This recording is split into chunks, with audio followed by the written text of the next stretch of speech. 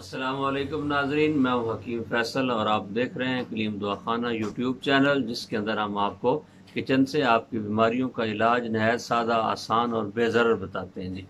Like, share اور subscribe کرنا نہ بھولیے گا۔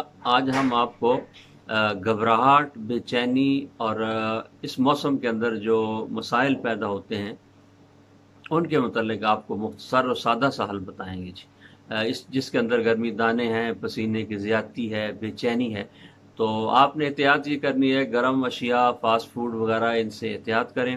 صبح ناشتہ جاؤ کے دلیے کے ساتھ کریں، اور خصوصاً جن لوگوں کو گھبراہٹ زیادہ ہوتی ہے جی، تو یہ جو کے دلیے کو کبھی نہ بھولیں اس موسم کے اندر۔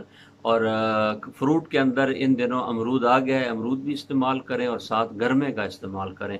روٹی اور سالن وغیرہ کم سے کم جو ہے، یہ جو دن ہیں چل رہے ہیں گرمی کے، ان کے اندر استعمال کریں۔ انشاءاللہ آپ کی گھبراہٹ بے چینی سے ختم ہو جائے گی جی۔